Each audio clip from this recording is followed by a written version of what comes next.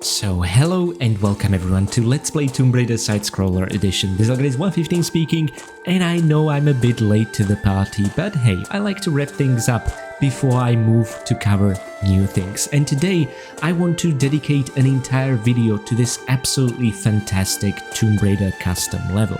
Now, in case you guys are not familiar with it, Tomb Raider Customs is an entire subculture of fans of the classic Tomb Raiders who make these custom levels for you to enjoy freely in mostly Tomb Raider 5 Chronicles engine, but there are some exceptions, as is the case today.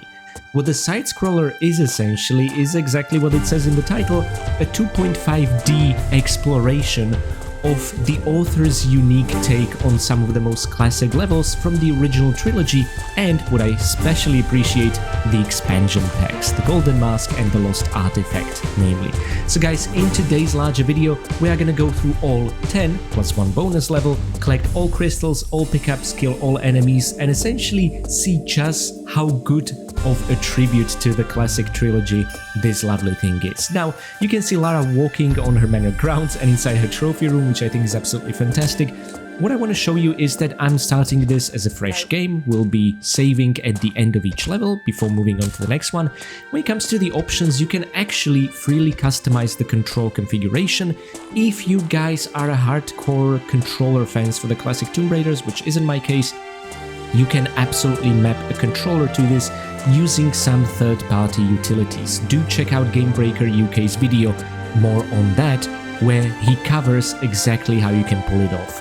As for me, I am very comfortable using the keyboard. What will take some time getting used to is that forward means where Lara's facing, whereas in most side-scrollers you would be choosing left and right, but that's not the case here. However, if you play the classic Tomb Raiders with 10 controls, you'll be right at home. I just want to be transparent about the entire control scheme. Everything is essentially identical as I've been using from Tomb Raider 1 to 5 Remastered, so we are right at home, all the way to the flares hotkey, the roll key, and summoning the inventory, so this is fantastic.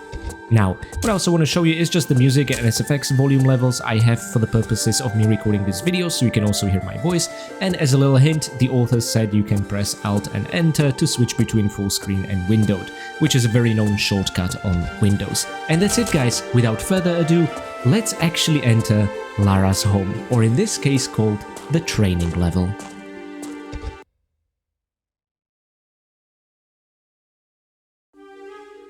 Alrighty, here we are, but after we take a few steps, let Lara introduce us. Welcome back to my humble abode.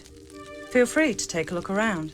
Now I know, no subtitles, but hey, this is still fantastic that they preserve these lines, and notice how the music muted itself somewhat when Lara spoke rather than completely being cut off like in the original games. This is already a vast improvement.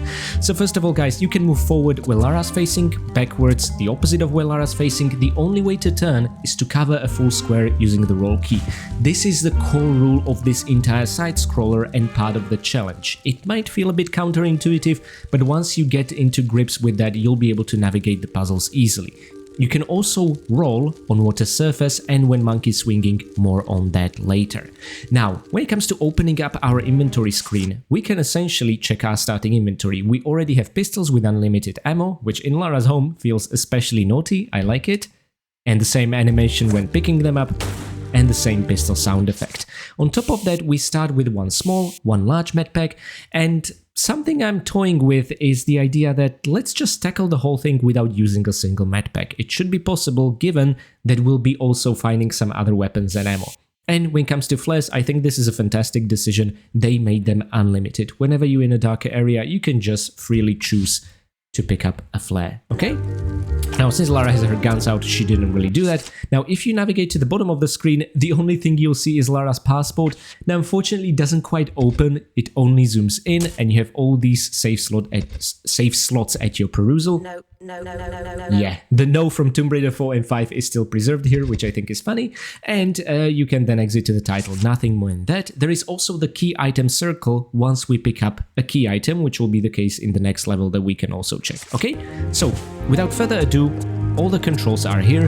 You will see an additional pop-up when approaching these crystals. Collect golden crystals to unlock Medipacks, weapons, and a bonus stage. 10 per stage, 100 in total. Indeed. 10 levels will have 10 crystals each. The bonus level doesn't have any crystals. You will see the crystal counter on the top left corner of the screen. The more crystals you get, the higher your reward. Now guys, I'll be honest, I don't know exactly what the different tiers are, if it's 5, 8 or 10. I only care about what we get when we get all 10 crystals, and that's something I'm gonna consider sort of part of the pickups count at the end of each level. Anyway, love the added skybox in the distance. I can make a jump like that, no problem. Indeed, as easy as that, no reason to go to the bath. Again, whenever there's a darker area, you can absolutely summon up a flare. And another thing you'll notice is that Lara has no stamina bar. Yep, indeed, baby, you can sprint freely, which is another fantastic addition. So who knew that above Lara's dining room there is an attic, which I think actually corresponds with Tomb Raider 3's version of Lara's home, which is absolutely fantastic. You will also notice that the graphics of this side-scroller are very pixelated. It's the PlayStation 1 version pixelation, not the PC smoother textures, which is a bit of a bummer, as I was always a PC player of these games. But the lighting is more refined as if this was a PC version, so it's a mix of a little bit of both, and I think the authors have decided just for the artistic preference purely. Anyway, we have 4 crystals out of the way. As you can tell, this is just the training level. It's not particularly difficult, but I think the most vicious crystal is up next. Oh, hello, Winston. Guys, this is something even remasters haven't managed to pull off. You will know that Winston can freeze in the remastered graphics, but if you switch to OGs, after he freezes, he just looks normal, but he doesn't move. It took the Tomb Raider side-scroller to give us a frozen classic version of Winston, which I truly appreciate. Anyway, through we go with Lara's large kitchen. Let's go into the gym. Those of you who've been here before may notice the new decor. What do you think? Well, let's do some exercises. We will, Lara, but we'll start with shooting. Indeed, up there. I guess this should be counted as an enemy, but I'm gonna consider it a breakable object. We see a target. Lara automatically aims at these. It takes, I think, 7 shots to bring one down. There we go, and it will drop you a crystal. This is the one and only crystal of this level I missed my first time around. It is pretty vicious. Now, following the instructions of the actual Tomb Raider 3, we can just make a standing jump like this. And now, a perfect setup for the run-up. I can already hear all of Lara's lines in my head, which is fantastic. To get to those really high places, sometimes I'll need to climb. Let's try that now. Indeed. And from here, I actually recommend doing a running grabbing jump to get some run-up on the monkey swinging. And that is where the new move will be introduced. Press the roll button to turn around while hanging from monkey bars or at water's surface. Indeed, this is something that just uses Lara's moveset from the originals, and that's simply turning, but exactly 180 degrees, which is pretty damn useful in all sorts of situations. So I'm glad they didn't limit it so that you can only change direction whilst on the ground. That'd be pretty annoying. That's great. Indeed, Lara, I agree with you. Anyway, this is the sprinting carpet. Can we do a somersault? Okay, it was a bit clumsy, but we actually pulled it off. Fantastic. And now for this crystal, this one is a lot of fun. What I actually recommend you do is you do backflip from the opposite side of the ladder, which feels incredibly satisfying. Oh, let me actually check something. Can we climb into crawl from a ladder? Ah, we cannot. Okay, so they didn't implement this moving to the side scroller. Okay. But you can do it from normal ledges, and a couple of times it will be incredibly useful. Excellent. Now another thing, guys, unlike in the original Tomb Raider 3, you can actually do these somersaults. Something the remastered version of Tomb Raider 3 introduced and carried on to 4 and 5.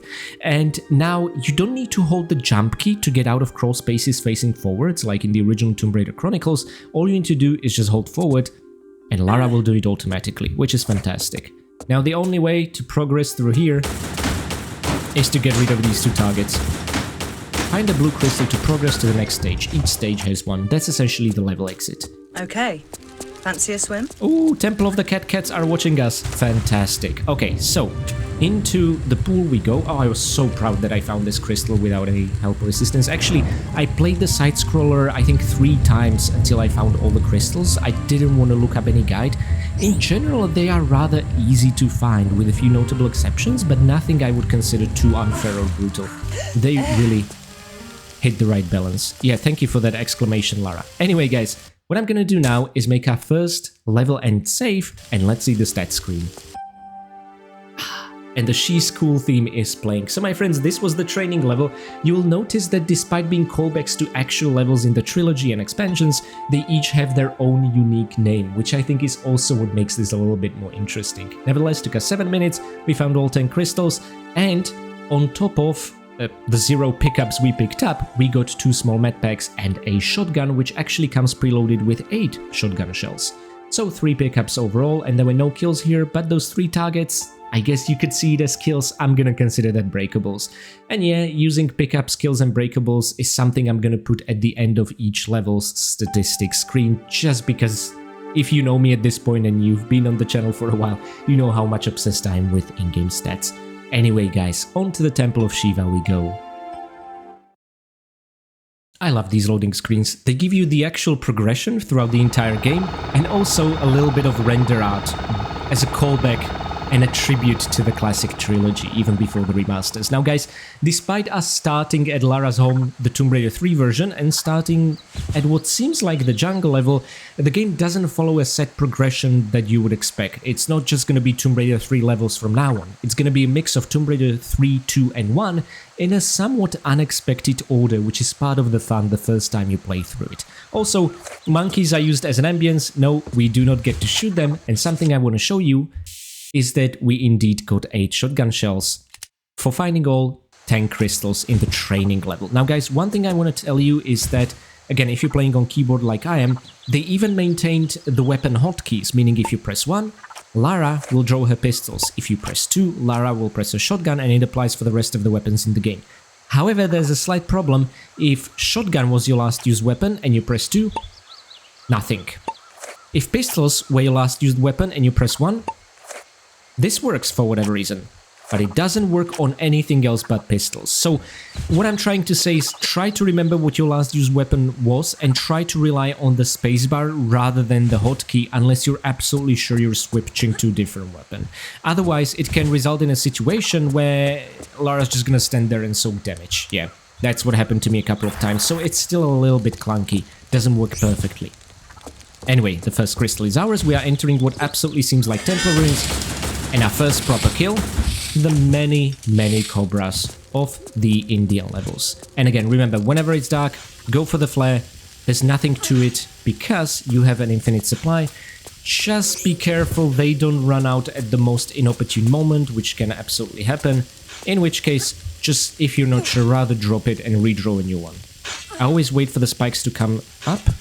That's when I start climbing. And now, guys, grab and drop sequence whilst the flare did not run out, which is excellent, and you know the drill by now, surely. Despite these looking like the Tomb Raider 4 and 5 version of spikes, Lara can still safely navigate through them, which I think is fantastic. Okay, full square distance, remember. We should have plenty of time. Excellent. And now into the pool, we have a locked door behind us and ahead of us. The one ahead of us is where we'll continue the level, but for that we'll need to use the first proper pickup of the game, Indra Key. And unfortunately Lara doesn't say no when approaching it without it. I don't know why. It's a bit of a bummer. Okay, so invisible platforms, just like those in Temple Ruins, always good fun, or the lost city of Tinnos, more on that later. Now over on this side, let's get a flare. We have Shiva statue watching us, which is absolutely horrifying. And roll into the pickup, that's the best bet. And now, let's get out of here. Woo! If the spikes are getting too close, what I also recommend doing is entering into a crawl from a sprint. And then you can just keep going via crawl somersaults, okay? That's another way you can pull this off. And now the upper inventory ring has become accessible with the Indra Key, which is pretty cool. A nice reference to all the previous games. And Lara says no, even though we haven't approached a lock. Interesting. I would expect her to say that an incorrect lock, not at an empty space like that. But that's fine. You know what, I really want to do a handstand here. Handstands are still a phenomenon you can absolutely pull off for that extra flourish, which is excellent. Imagine playing a Tomb Raider game without handstands. That would be unforgivable. Actually, isn't that the entire Survivor trilogy now that I think about it? Oh boy. Anyway, let's open this lever, because this will reveal a path to a crystal underwater. Again, this is all purely optional, but I assume you guys are watching because you are interested in all the crystals, so let's explore all of them together. That was number 5. And of course, as is always the tradition, I have very detailed notes about everything that I like to consult on the go. Anyway, now we can use the Indra key and keep going. And soon we'll approach a point where I think I should save, but I'm gonna be a cocky bastard and try to finish the Temple of Shiva without saving. I mean, I practiced after all. Oh yeah, an optional crystal over here. I mean, they're all optional but the final one, but you know what I mean. You can just pop here. Although some yellow crystals are directly in your way and just unmissable unless you really try to avoid them for whatever reason.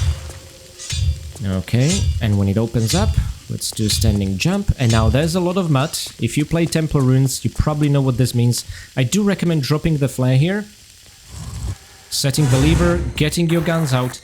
Backflip! Whew. Okay. And now, I think let's already start shooting.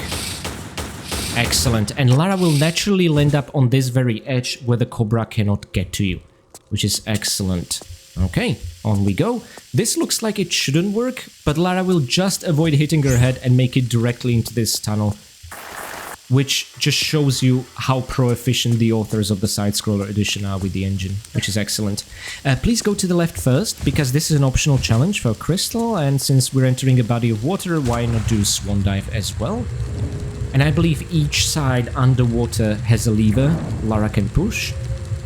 Sorry, I should say pull, not push. The exact opposite. Oh, and this is the first time I'm gonna show you rolling on water surface. That's it. If you are submerged, then this will work exactly like in the core trilogy. That's the way it goes, okay? This is extremely useful though on the water surface because it doesn't change Lara's vertical orientation, just horizontal one. So keep that in mind. And now to get out, we need to pull this one.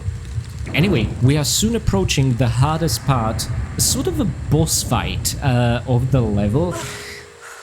We're gonna be fighting with a Shiva statue, kind of, sort of, not with our guns, just with our acrobatics. I'm still not fully decided whether I should count it as a kill or not, but all these boss fights I think I will.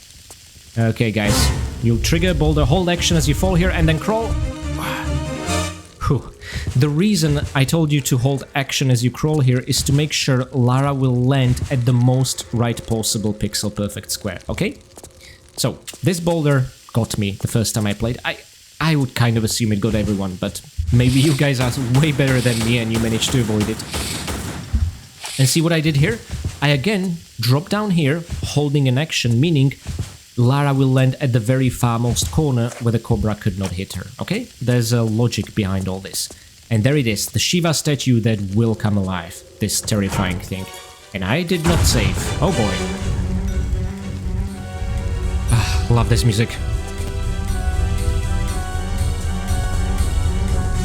Middle row seems to be the safest in general. Now let's hop back and guys sprint, but then do the sprint slide holding the sprint key releasing forward and Lara will not fall into the spikes. And seeing how the Shiva statue exploded, you know what guys, I'm gonna consider this a successful boss fight. We destroyed that thing. Maybe you disagree with me, that's fine, it's my own custom kills count. Feel free to fall here. Yeah, I don't know why I stopped there, but anywho. Oh, and this is gonna be a fantastic callback. Wah! Lara! Oh my god, I don't know how we avoided that. Okay, so what I think I should have done was roll backwards and hold action again and do this. But I played with the fire, or with the Cobra in this case. Now what's really neat, we see both Randy and Rory, the guys on the left and right, and in between, Tony, the loon, is already dead and killed, so it's a bit of an alternate story, I guess. I mean, there's no story in the side-scroller, it's just a little bit of Tomb Raiding fun. But this was a fantastic, creepy callback. Actually, at the beginning in the main menu, Lara was already walking around... Oh my god, I thought roll covers a full square, how did that happen? There are a few odd artifacts and glitches here and there. Yeah, okay, now it worked. But yeah, Lara already has all the pieces of meteorite in her home, so maybe this is just her reminiscing, you know, in a way. And you know how over time our own memories get somewhat twisted? Anyway, This is not time to think about the past, but about snakes. There we go. Thankfully, it doesn't take much. And you will notice I haven't used that shotgun at all, and that's because I'm saving up ammo. Look at those monkeys, and just as a proof... Yeah, you cannot kill them. I know what you're thinking. If you're a fan of my channel, we're all bloodthirsty bastards, aren't we? Okay, guys, and for the final one, a lovely callback to the beginning of River Ganges, and you can press F5 to summon quick saving, and Temple of Shiva is complete. There we go. So it took us just under 10 minutes. We found all 10 crystals, we got a small medpack, large medpack, and Uzis loaded with 50 bullets, which is absolutely fantastic, meaning we got all 4 pickups, because we also got the Indra key, we killed all 6 enemies, I'm counting the Shiva statue, and we have broken absolutely nothing. But that's not gonna be the case in the next level. On to London, and this, my friends, is where it gets a little bit less linear and way more complicated. So we start at Thames Wharf and move through the Ladsgate level all the way to Sophia Lee's office. That's the idea over here. Again, love the original London skybox. I think it does a better job than the remasters. And be very careful, always check all pits and look down, because this one in particular does have a crystal in its little hidey hole. And I love the Vertigo music playing here. So gorgeous. Despite the pixelation, it almost feels like the original games have not aged at all. And then I boot up the remasters and I think, oh, I never want to go back. Anyway, a nice little tease of a crystal above us, and I love the fact that they've also implemented ziplines. And you will already see the letters Natural History Museum over here, which I think is interesting. I would expect to be just History Museum rather than Natural History Museum, given that we're about to enter an Egyptian exhibition. Heck, the level itself is called Egyptian Museum, so make of that what you will. The moon is still green in this one, yeah. We'll get such fantastic shots of the skybox a bit later on. You'll see. From inside of the museum. Now guys, I think this will be the first time I'm gonna use a non-pistols weapon, and I think shotgun should be your choice of arsenal over here. Okay, I jumped, because these guys still do their revenge pot shots just like in the original. That is, they die and they fire off 1 or 2 shots. Anyway, our first breakable object, a bunch of crates, very satisfying hiding a crystal. And there's that weird sci-fi Atlantean gizmo they've been studying, even in the original game. And let me welcome you to the Egyptian Museum part. So guys, you can move this block right or left. I recommend moving it left and then just leaving it there. As you're moving it, you'll see the underwater propulsion vehicle down there, and honestly, I guess most of you will be relieved to hear that no, you don't get to use it, it's just a nice callback. However, I was really hoping for some UPV shenanigans in this 2.5D engine. Anyway, there's the Pharaoh mask lever, which opens up a ladder panel. And now if we make a running jump from here, we should just about get the crystal. We take some small falling damage, but honestly that's fine. We are well on our way to completing the game without using a medpack. Anyway, this just opened up. We cannot jump back onto the higher block because of the ceiling over here, which is a little bit annoying. And this tunnel will serve as a way back. So let's just focus on getting up first. Mind the spiky fence over there. And now a standing jump, followed by another grabbing jump, should be the ticket. And guys, you see the guard ahead, or above us, you know what to do. Okay, duck. Did he fire that off even whilst we ducked? Oh, that's just not nice. Anyway, over here is a panel to which we'll need to enter the embalming fluid. Yeah, Lara, don't have that lip with me, okay? And as we're jumping here, you will again see the London skybox with the green moon in the distance. I think they've done an absolutely fantastic job with the atmosphere. Given that we cannot even look around, but somehow that's not a big issue here. Okay guys, remember the spiky fence? That's directly underneath us, so let's not fall into it. And I think now we'll have to put up with another guard. But are we dealing damage? Son, are you winning? Oh. Okay, interesting. So we dealt damage whilst we were firing here, but then we had to trigger him on this square, so he instantly died. Something like this we'll see happening also in a later level, and this just confirmed what I already thought. Anyway, oh, breakaway tile. I forgot to count these into my breakable statistics, so I'll have to take that into consideration. So that was number 1. That was number 2. And now another crystal, sprint and hold action. And this should transition like this. That was a 3rd tile. And I think down there will be number 4. Oh, and 5. Okay, so 5 then. Okay, that means there are overall 6 breakable objects over here. Excellent. So, let's pick up the familiar looking, not ancient Egyptian lollipop, but embalming fluid container with the pharaoh mask. Okay, love the candles around here. They really went out of their way to add, I guess, quote-unquote unnecessary detail into this, and it just does absolute wonders for the atmosphere. I'm grinning like a child playing this. As someone who knows the OGs, it'd be interesting to know what people who never experienced the original games think, you know? And you know what? I think, again, repeating this sequence of moves will get us to the embalming fluid receptacle. So I guess we fulfilled Leader of the Damned's request here. Jordy Bob is what he's nicknamed as. There we go. Onwards and onwards. Oh, the moment you put the embalming fluid there, another guard will start shooting before you're even able to get your guns out, but we should have plenty of health to spare. Okay, don't mind the fall, because this gets you crystal, but I want to know if this helps us avoid kind of take damage. Okay, I guess we could call it a lucky coincidence, so to speak. Alrighty now. Scaffolding climb, similar to the beginning of the All Hollows level. I'm pretty sure that's where the inspiration came from.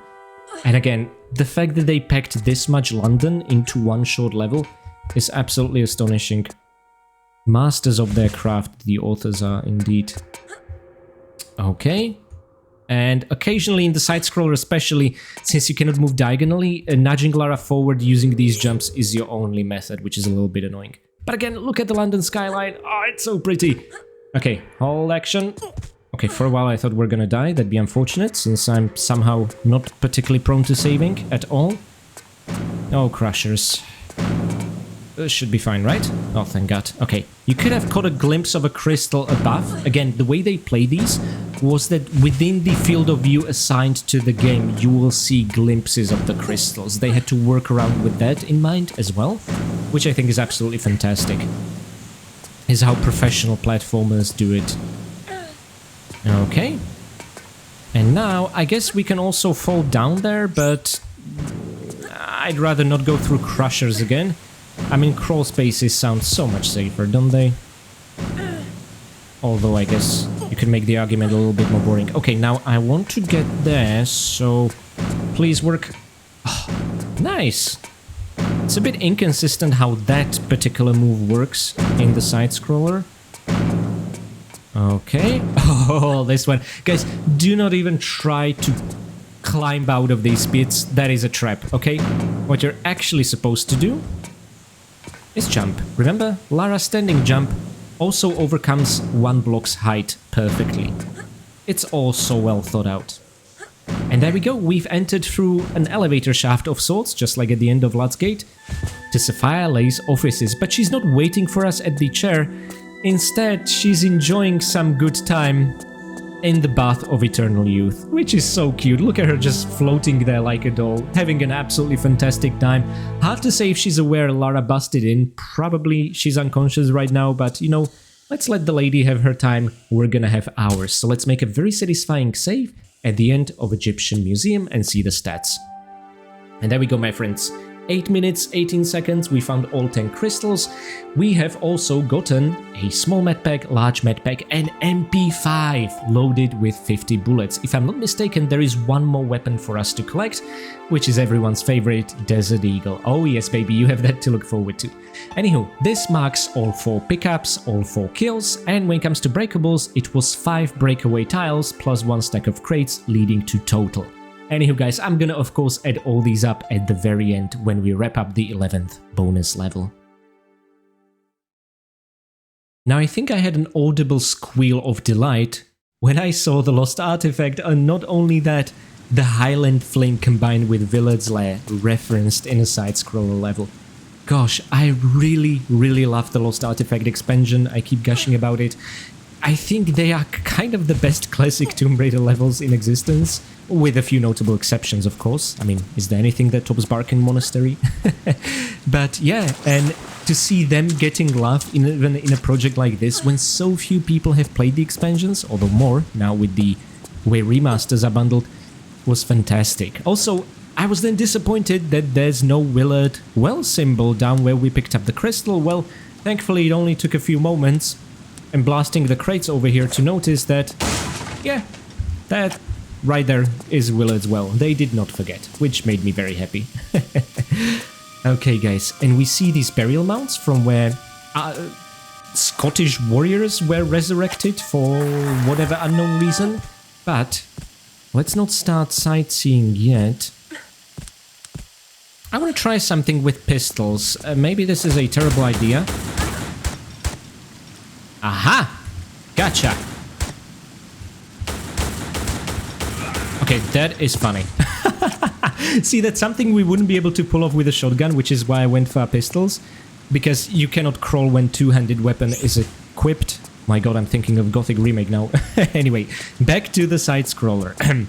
Yeah, let me now climb down. Oh, this crystal. So under there is a giant underwater river stream, but there's nothing to it. All you have to do, just try and make a jump to grab the crystal on your way there.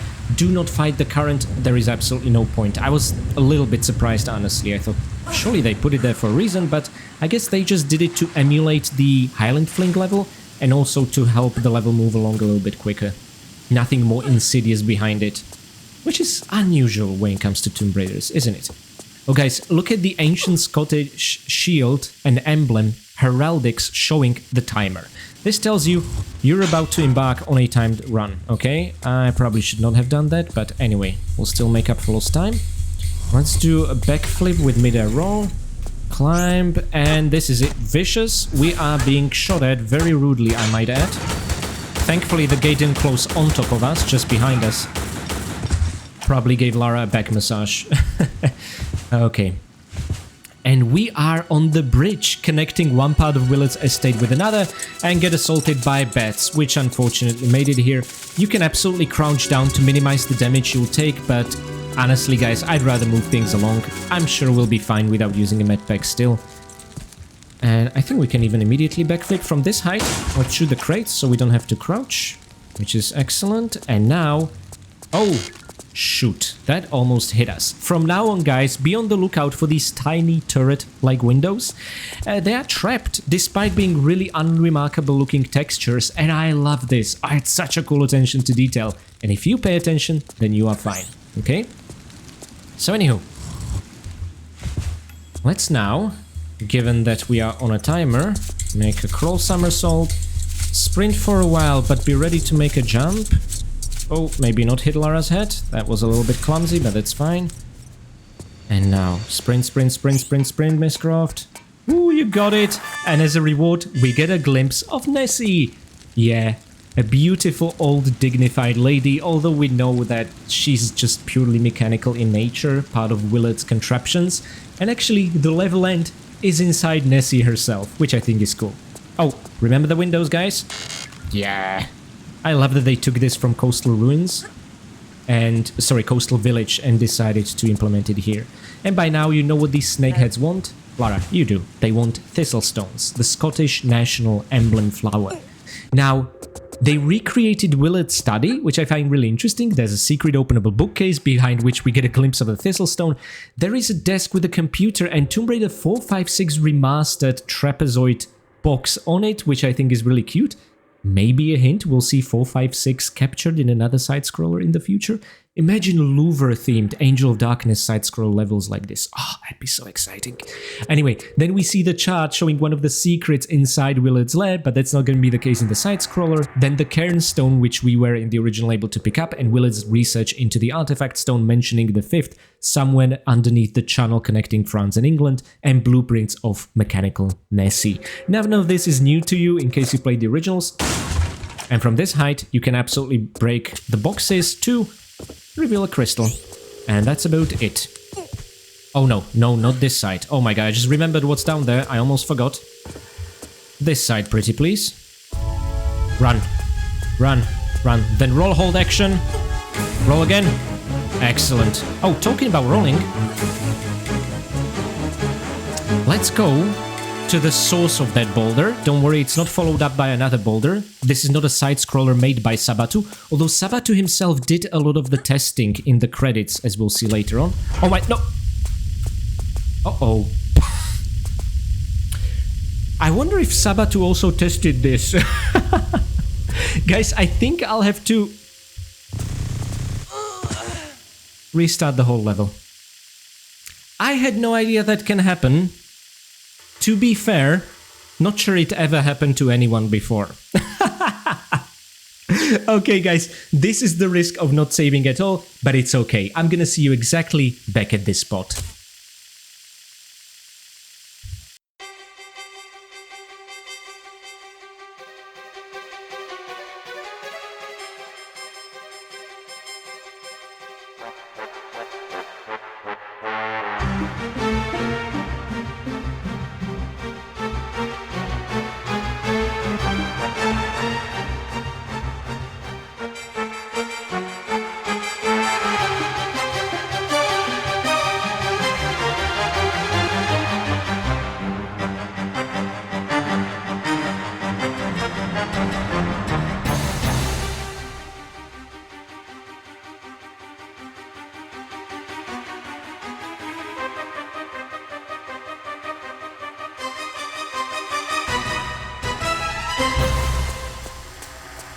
Once more over the boulder, and let's just stop before the gate. I'm gonna draw a new flare, and this time let's do it like professionals, and rather than diving down, transition into a crawl from sprint. That's the perfect thing you can do. I love that they created a custom trap just for us to pull off that move. Ah, it's beautiful. It's one of the later moves I found out about, that you can transition from a sprint into a crawl. Oh, by the way guys, they did the Nintendo platformer thing of hidden exits and entrances. This is fantastic given the window texture they used, giving us some depth perception, and this tells you that the curtains, like this one, are passable through. Now, the first time I played the level, I had no idea this is the case. I found out at a later crystal that we can do it, and then I was desperately searching for what I missed and found out, ooh, another curtain texture. Can we pass through that one as well? And lo and behold, we absolutely could. So I actually learned it at a later curtain, not this one. Anywho, let's go on. Did we even take a proper look at the Thistlestone? I don't think so. There it is. Yeah, it doesn't look the best. Looks like a very elaborate glass goblet, but it's still cute. Will it spin inside the serpent's mouth? How will that work? No, it does not spin like in the OG. Oh, that's a bit of a shame, but it's still gorgeous. Oh, yeah, easy to miss. The darkness was placed here for a reason. The guard is watching us very aggressively from behind the bars, but this is the curtain from which I found out, ooh, let's go back to the previous one. And imagine my surprise when it all worked nicely. I don't think we're damaging the guard, so let's just wrap this up. And there aren't many evasive maneuvers you can do in the side-scroller as far as combat is involved. So the combat here is not particularly good, but hey, I get it because it gives you a sense of progression in terms of ammo and guns and enemies to use them on. Anywho guys, I want to make a save here because I think we got everything. Let's see it. And there we go. This was the Scottish Castle. Much shorter time given I then repeated most of the level without any commentary. But we made it under 6 minutes, got all 10 crystals, which gave us a small medpack, large medpack, and Desert Eagle. Oh yes, and the Desert Eagle is loaded with 8 generous bullets, just like shotgun, which is fantastic. This marks all 4 pickups gotten, 2 guards killed, Oh, sorry, no, it should be 3. And we have also broken 3 breakable objects, and what I mean by that is the piles of crates. So, anywho guys, I hope you absolutely enjoyed this. We are now gonna move on to one of the hardest levels of the side-scroller, and you guessed it, it is Tomb Raider 2 themed.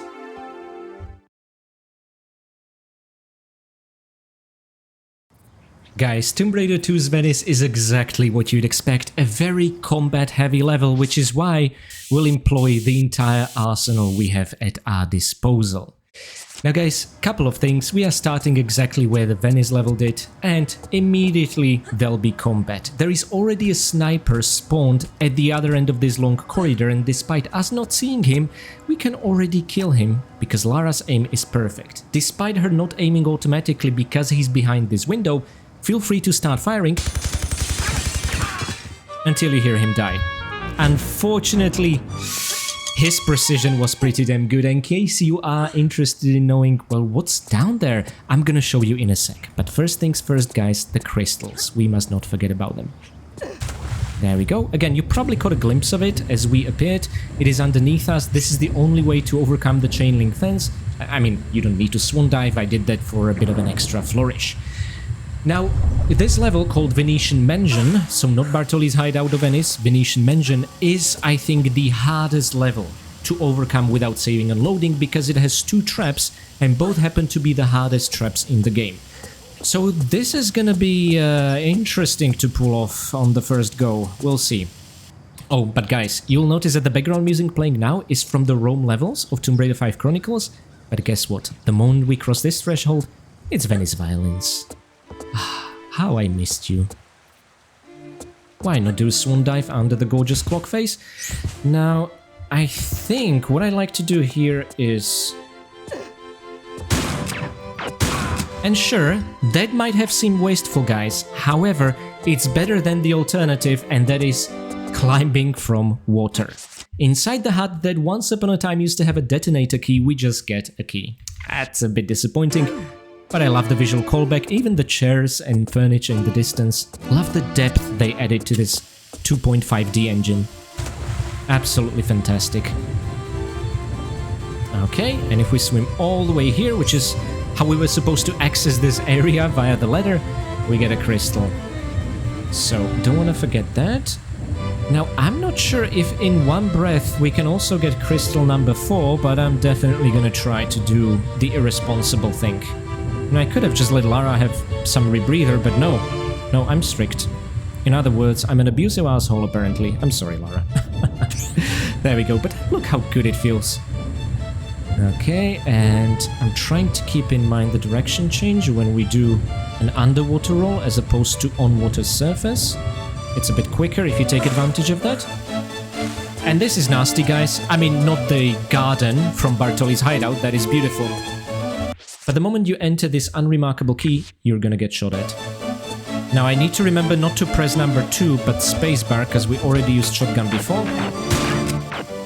And we just have to soak these bullets, which is very unfortunate. Up there, you know what, for this guy, I want to get Uzis out. Oh, that was rather well done, Lara. Ah, the chandelier room, you know what that means. Now if you go all the way to the right over here, you are gonna get a glimpse of the crystal, okay?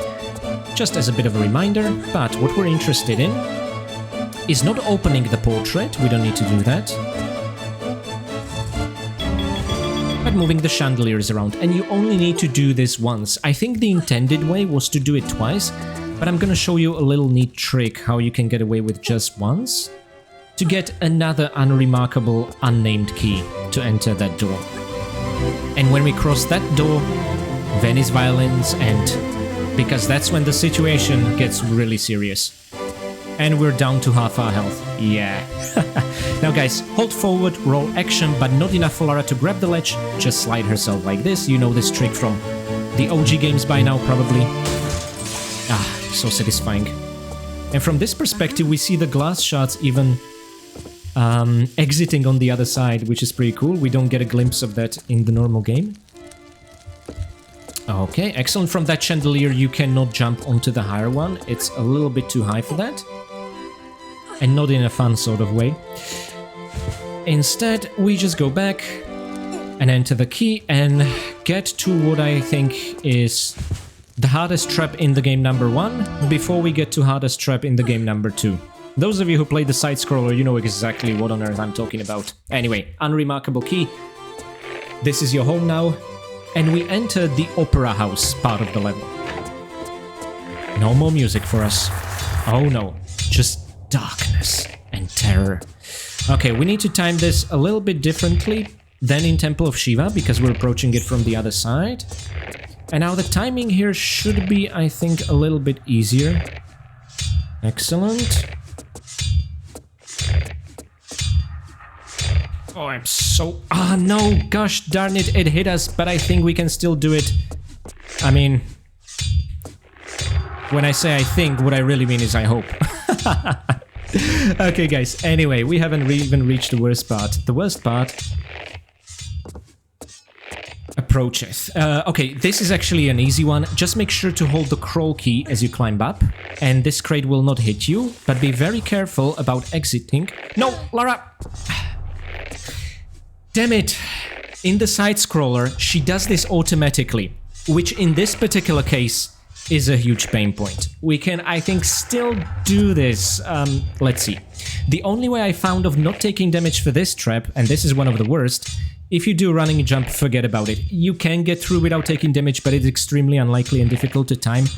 Instead, do back hop as soon as the blade reaches the right side and realigns itself. And then keep doing back hops, and we made it. And now for the not so easy task of... Oh shoot, I kind of forgot how to time this, but that's fine. Oh, okay, excellent. We passed through the blade, but through the blunt side, not the cutting side, okay?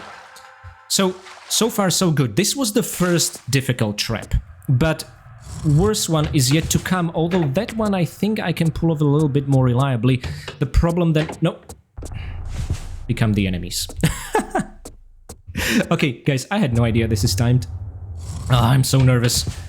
Because we're not saving, but that's part of the course. And in the distance we see all those Venetian boats parked outside, which I think is a really cute detail. But above us is exactly what it looks like, a glass ceiling. And it works unlike anything else in the game.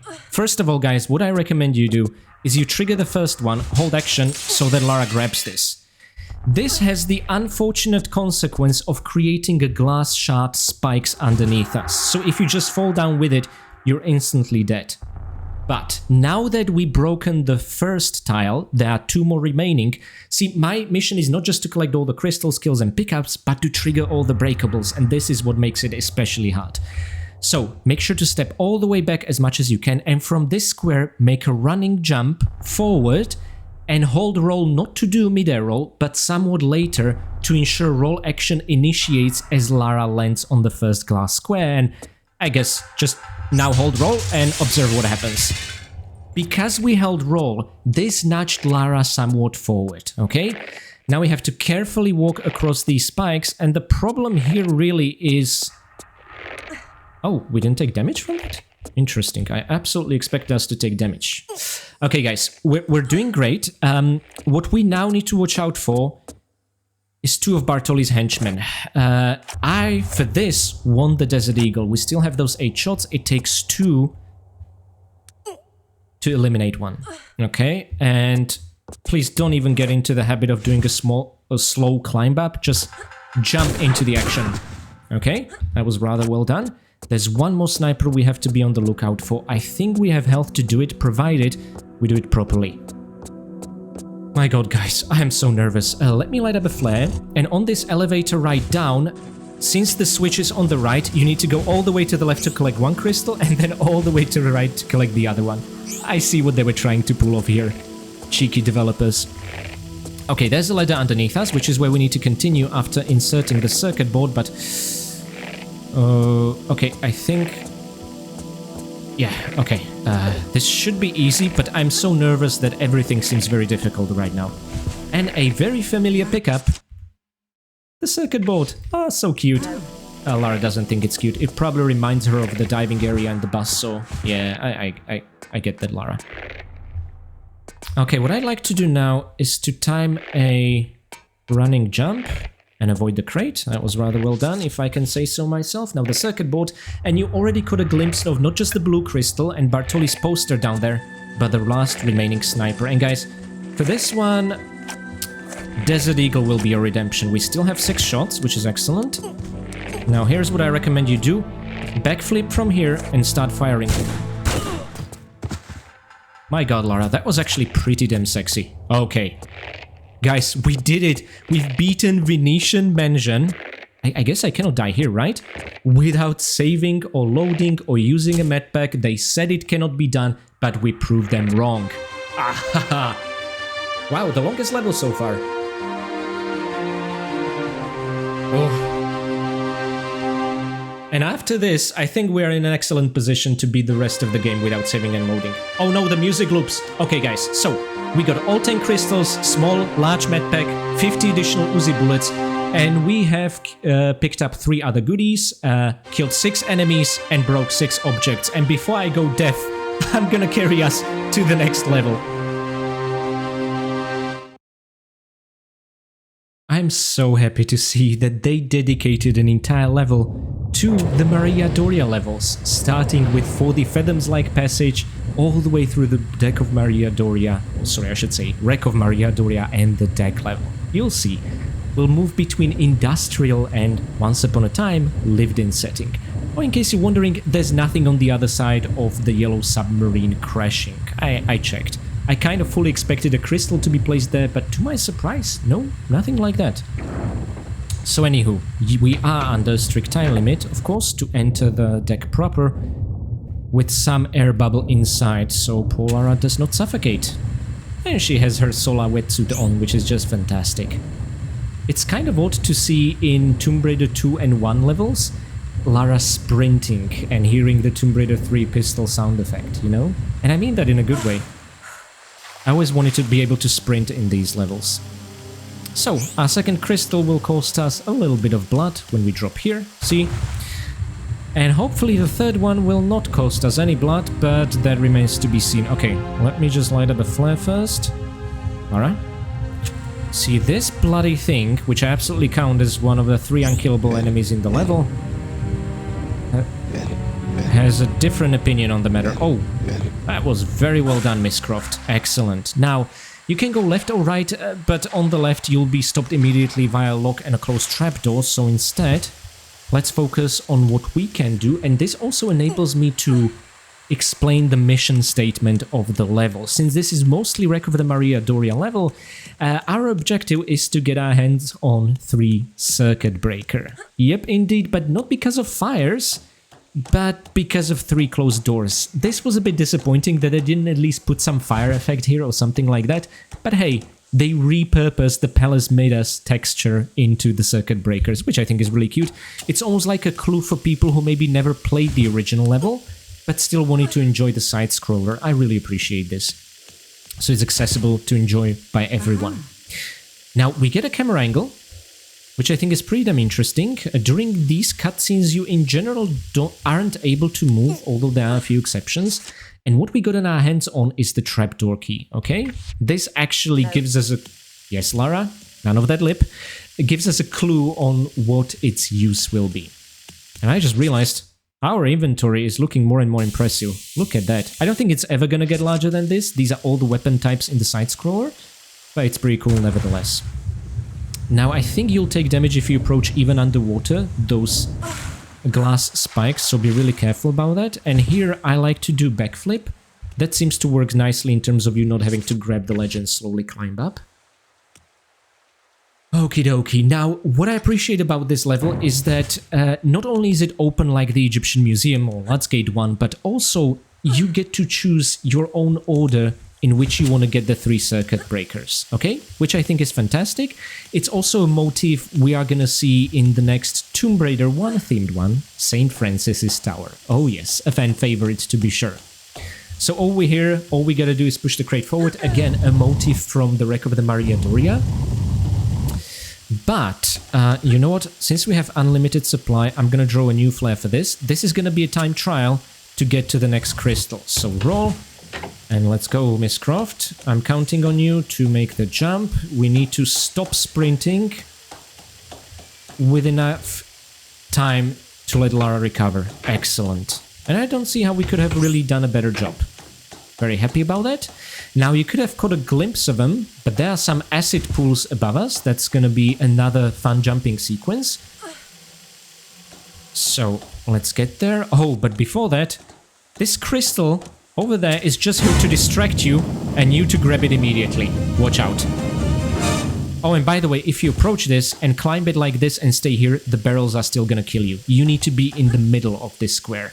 I have learned that through blood, sweat and tears. Okay. Now, standing jumps are what's gonna carry you through this. So, 1, 2, 3, and 4. Easy peasy lemon squeezy. And that, my friends, is our first circuit breaker. On the other side of this upper industrial setting is the second one, and the third one is a bit surprising in that we are gonna find it essentially on our way back. It's as easy as that. Must be fun to run time trials for the side-scroller. Okay, and now... There we go. Don't worry, no more barrels or anything like that. That was the entire callback, but let's climb up here. This is just a boring dead-end tunnel with yet another crystal, the 6th one in our case. And I think I'm showing you everything in the most efficient order that I found, but of course, you might find an even better one. And my friends, isn't this just such a familiar callback? To both Wreck of the the Living Quarters level and Natla's Mines. And once it closes, you are free to grab the second circuit breaker, okay? And now, despite us having 2, not 3, it's about time we start thinking about going all the way back down. So, let's do exactly that.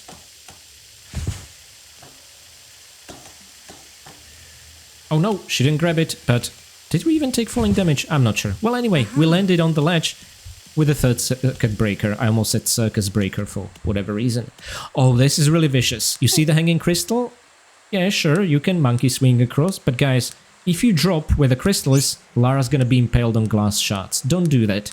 If you drop on the middle tile, you're gonna survive most likely, depending on how much health you have, but still take massive damage. Instead, let's just fall into water. Oh, that's why they prepared those spikes there. Okay. Well done, authors. Well done indeed. Somehow we didn't take damage, which I think might have been a bug or us just extremely lucky. Anyway, now back to the 3 circuit breakers. I would also like to see what circus breakers look like. People that come and break a circus. You know, these people must be an acquired taste. And yeah, nothing more to it. Again, I feel this would be so much more fun if we would gradually see fires being doused or something like that. Doesn't really make sense why a circuit breaker opens a door, but I guess you can make a circuit breaker do anything depending on the circuit. Okay, and now I just want to climb up here. And you know what? No, I think I'm gonna do it from this side. So, let's light up a flare whilst we still can, although maybe that was not the best idea. Let's go up, but Lara, I don't want you to climb. Can you please respect that? Oh, excellent. Oh, okay, so I guess... that's fine. Because occasionally she starts climbing up automatically and I don't really appreciate that. Slows us down, that's not what I want. There we go, and you guessed it, pulling this lever will drop another crystal. Something I think we see overall 3 or 4 times throughout the side-scroller. And I think it's really cool. Okay. And now, you know what? Let's just keep holding forward, moving forward, and climb up. There was 2 breakaway tiles, which is excellent. And now I want to make a jump here, and now as we touch this tile, in case like me you're obsessed about breaking all of them, make sure to do backflip immediately. And this is how you break all of them on your way down. Again, a callback to the beginning of the Wreck of the Maria Doria level, but so much easier. And we have a shot of the deck. Ah, this is so cool. Okay.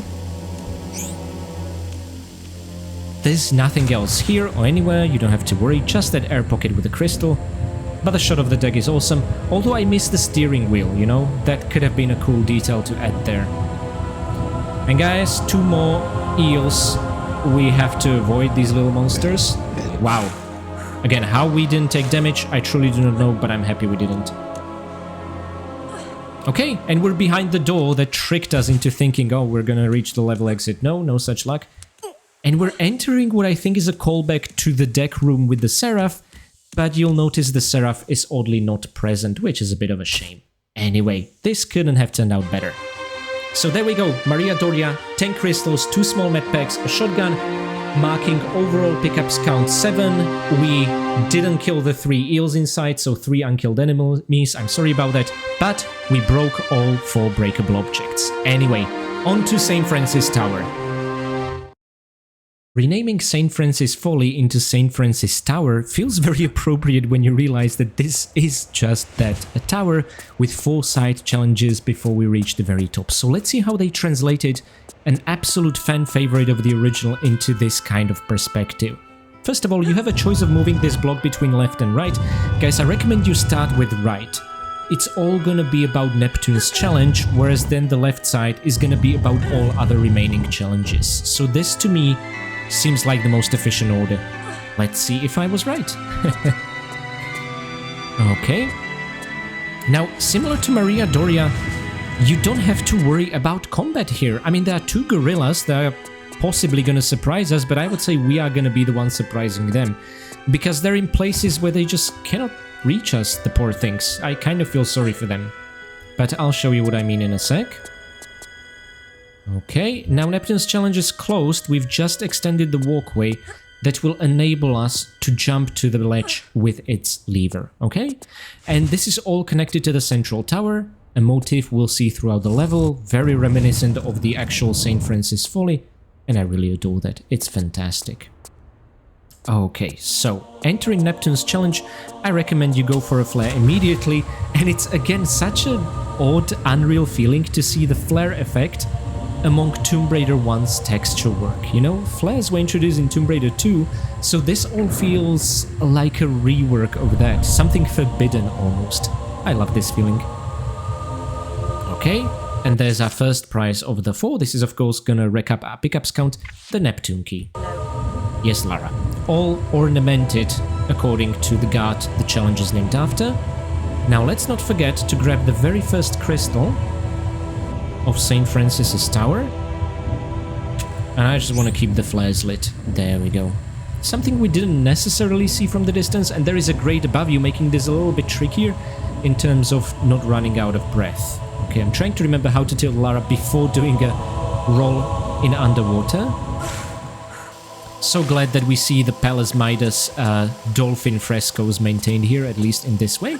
And I'm not really sure what the puzzle element here is. I guess just to remember that despite this being a Tomb Raider 1 level, you can crawl. I guess that's the challenge here. Not exactly sure. But we put the block on the Omega symbol. And a crystal will drop from that ceiling.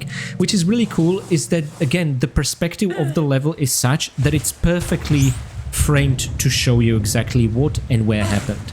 So again, they had to take this field of view into consideration when designing the levels, and I think they did an absolutely outstanding job. Okay, so now I just want to get down safely. Excellent. And let's push the block into the opposite direction, and this ensures we are completely done with the right side and we just have to worry about the left one. Well, move it there once and then never worry again is the deal. I kind of wish that there would be just one empty space in between the Omega symbol, not 3, but they had their reasons. They did it this way so that the block not just extends the walkways, but also allows you to climb on top of it and still climb the tower, which needed to be at least 3 blocks wide. I almost said studs, thinking of Lego terminology. Okay, 3 studs wide. Ooh, there's another low-hanging fruit over there. Lara's gonna grab it. Imagine comparing the 2.5D side-scroller edition with the Legacy of Atlantis. I'm sure that will make for an unironically interesting comparison. Anyway, the moment you grab Crystal, you can turn and go back safely, but look how little damage Lara takes if you make her fall. I'm sure she doesn't appreciate it, but I do because it saves time. So, there, Lara. I'm sorry, but you're gonna have to put up with my unpleasant decision-making. Now, I think the Damocles challenge is next, but still locked. Oh, wait, no, that was Neptune. What am I doing? See, I'm already confused by the layout. Let's go here instead. But yeah, like I was saying... Oh no, Damocles is open. When did we open Damocles? No idea. But guys, this is really simple. Just sprint. That's the gist. And I'm not gonna lie, this still feels fantastic. It's so cool. The devs knew it's very trivial, but my god, does it feel spectacular. And there we go. This was not Neptune, but the Damocles key. So 2 are down. I'm getting used to Lara saying no after each of my inventory examinations. Maybe I'll miss it one day. Who knows? Okay. But we only have 3 crystals, which is nothing to write home about, but we'll fix that soon. Okay. Always give her the run-up distance. This music is a banger, but a bit too loud, so I'm not gonna talk through it. Okay, I am. Let's make a running grabbing jump. It's the only way I know of to safely make it across the Sword of Damocles in the floor. Because if you touch these things, even when they're on the floor, they're gonna shred your health like spikes, so be very careful. Doesn't work quite like in the original. Okay, this should open up Thor. I mean Thor's challenge, not Thor himself.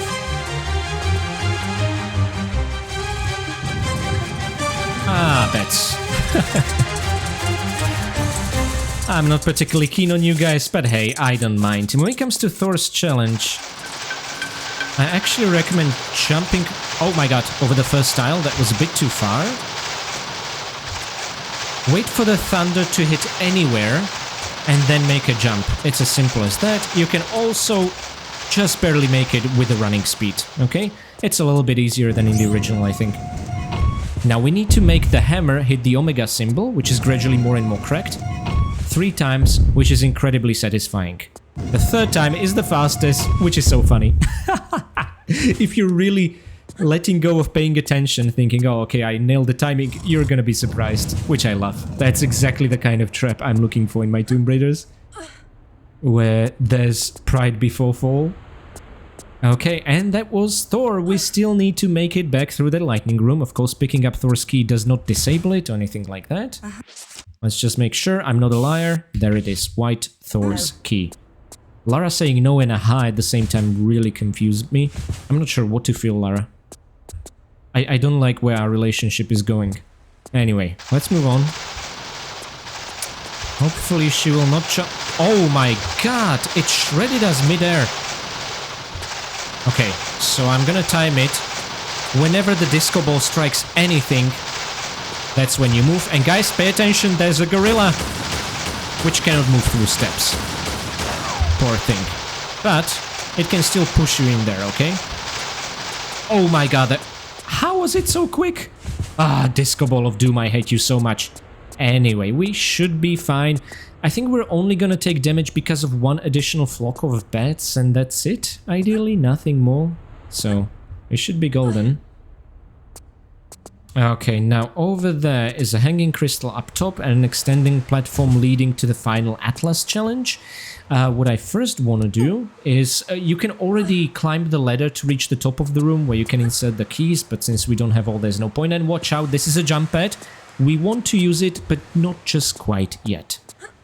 Oh, and I lied. This is how we open the Atlas challenge. A lever right above it, which is conveniently on the way from grabbing this crystal up high top, okay? So it's actually pretty well designed, and for this one, you know the trick by now. This is how I like to get here, or you can take the longer, safer route. Entirely up to you. Now guys, Lara's aiming at a gorilla. You know what? Let me show you. Let's get a bit closer. You can trigger 6 boulders, like this. Remember to, even in these shallow pits, fall using the action key.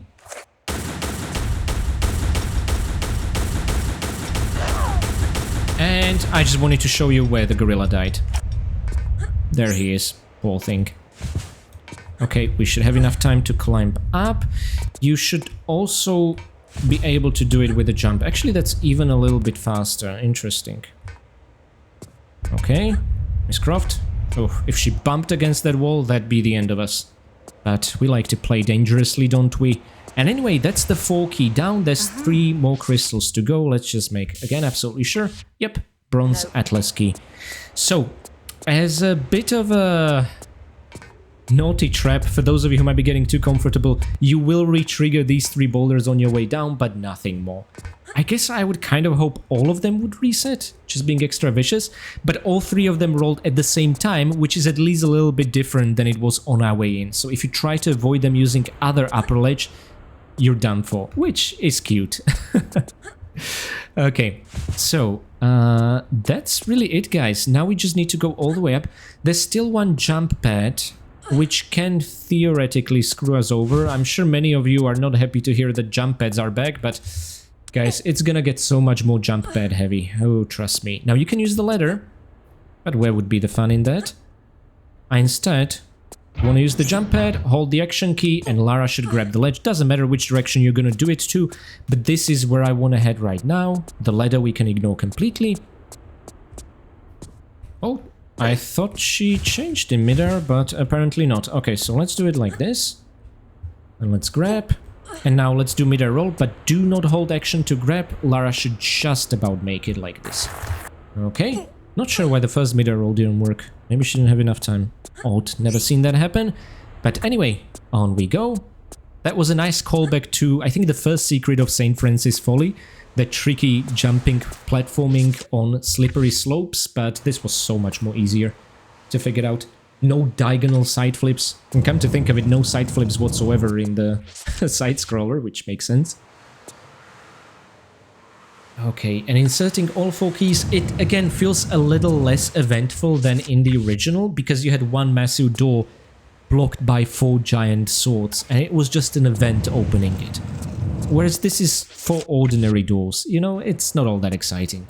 Anyway, what is exciting is that we are actually now gonna enter the Tomb of Tihocan with the blue crystal that will end the level, if you pick it up. What I want to do instead is ignore the bats, since we have plenty of health to spare, and get here. And there is a hole above us, which looks kind of like the old concept art of Xian. And you know what that means? It's gonna release a crystal. Wait a second, will something happen if we... Oh, we cannot repress the levers. Oh, that's a bummer. Anyway, guys, that was St. Francis Tower, a bit of a challenge to navigate, and Thor's lightning always catching us off guard, but otherwise, not too difficult of a level. And this theme that plays at the very end is from Tomb Raider 4, actually. But if you remember, Tomb Raider 1 had no theme at level end screens, so they decided to use the classic tune from Tomb Raider 4, which is cute. Anyway, St. Francis Tower, oh, I guess the longest level so far. We got all 10 crystals. We have also got our hands on all 7 pickups, including small, large medpack, and another 8 shots of Desert Eagle. These will be incredibly valuable. We have also killed the 2 gorillas and broken 1 breakable object, the Omega symbol. I guess the hammer did it, but I would still count it. Anyway, guys, on to a level that absolutely surprised me.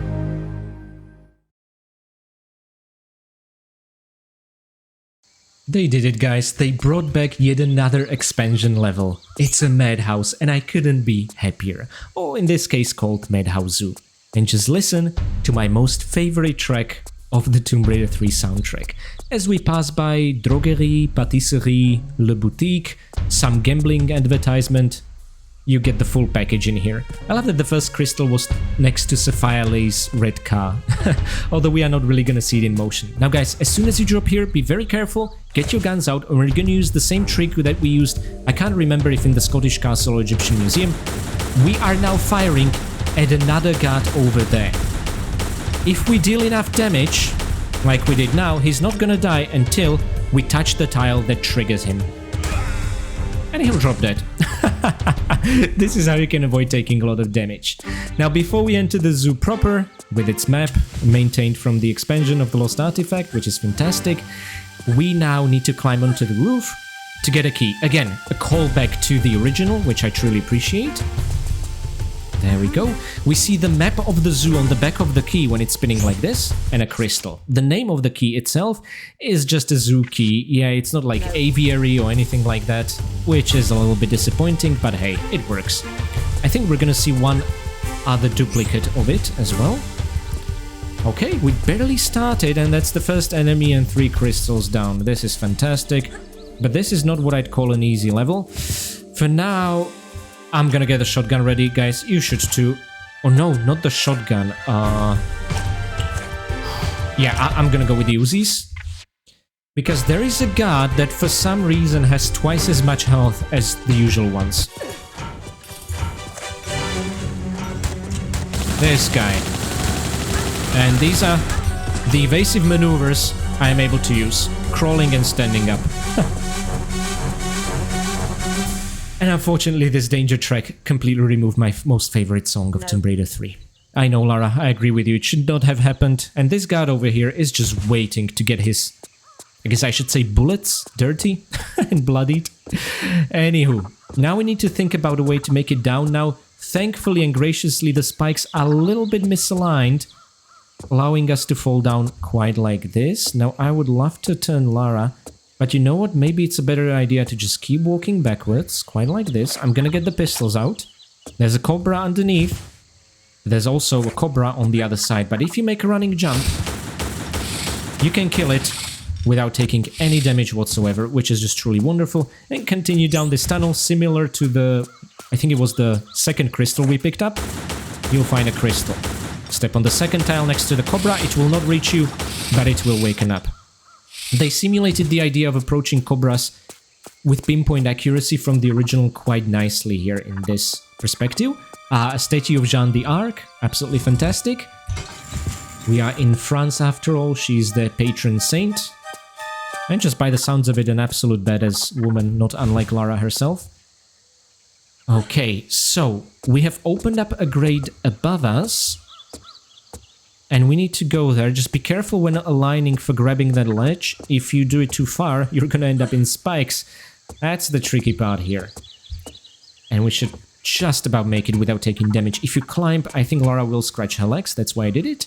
Now we cannot really miss this crystal, which is very benevolent of him. And now I want to go down and remove this cobra out of the equation. It's a bit of a tricky jump to do this without hitting Lara's head, but if you do it in time, the cobra will be awakened before he goes back to sleep and Lara will aim at it, which is all good. And now, before we go back up, there is a switch we want to press down here. Again, opening a grade above us and leading to the most dangerous trap of the level. And I hope I remember how to pull that one off. It's the fire brazier one. Yeah. Brazier, I think is the pronunciation. Brazier, right? Brazieri means ladies' bras and things like that. I mean, you can swing with both, so why not? Okay. Let's climb up to this middle platform. There's a tree canopy above us, which also doubles as a platform. But to reach it and the key and the crystal there, we'll need to work our way around the ladder over here. So let's do just that. Let me put my money where my mouth is. And let's keep continuing to the right. It's an optional side chamber with said crystal and the brazier fire trap. Oh boy. But I think I found an easy way to pull it off, which is going to be extremely funny if I die now.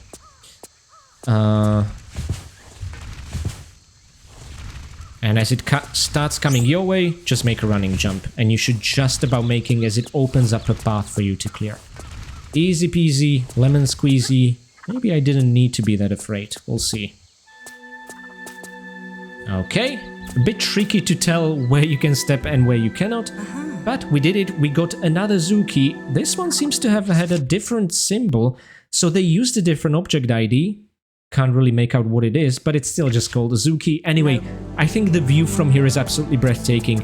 We see the sea connecting England and France and this coastal French town in the distance. And again, a green moon, as is the tradition in Tomb Raider 3 for whatever reason.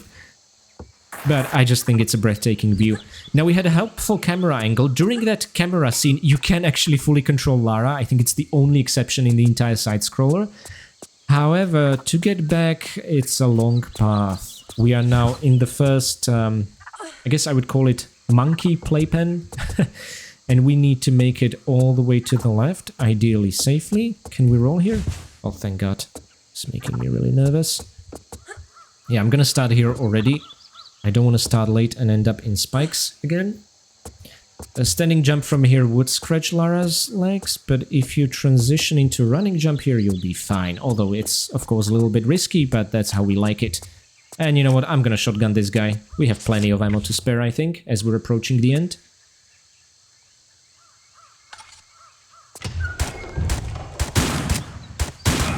You did your best, but your best just was not good enough. Now guys, make sure to fall onto this right side of the pit. The left side has spikes and a crystal, but you of course need to walk into it. And of course you can walk back, climb up, make a jump, or if you don't mind taking a little damage, scratching Lara's legs, you can do this, okay? Given how we're doing with the health situation, this is how I decided.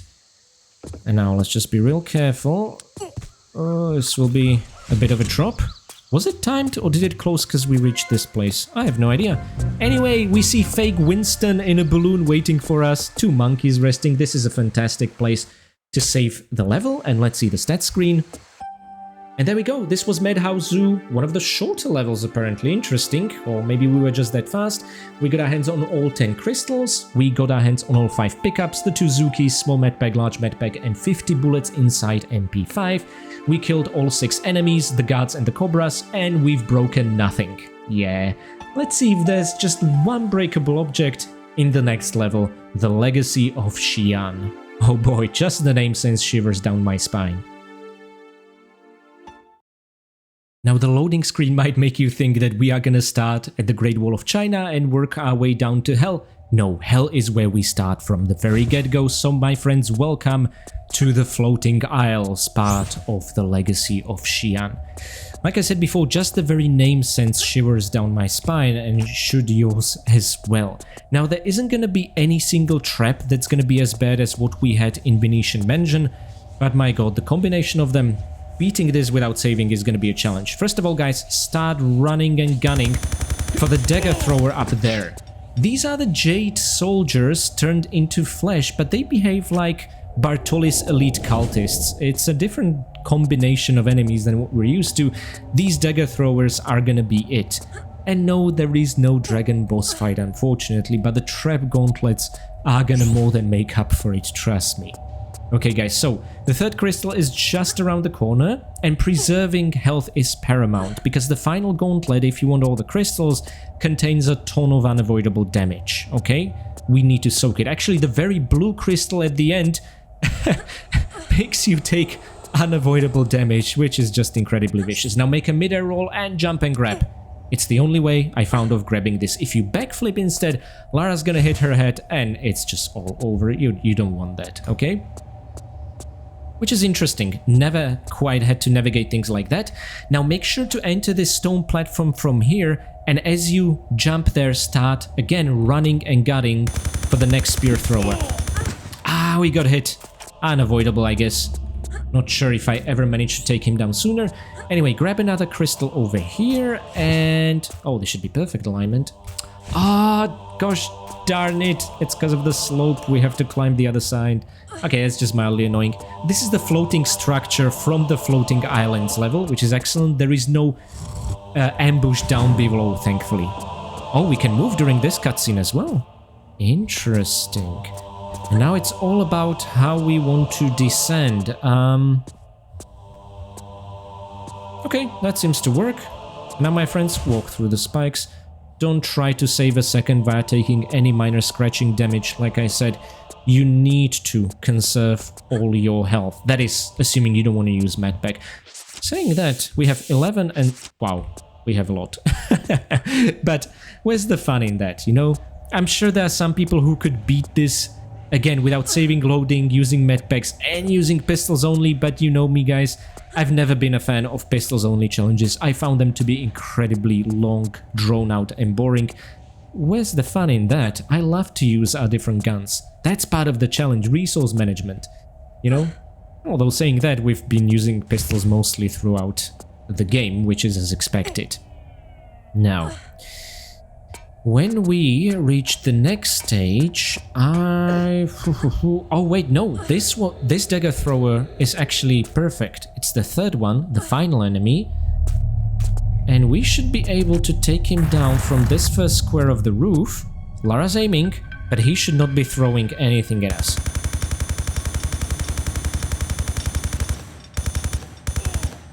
I heard the dying grunt.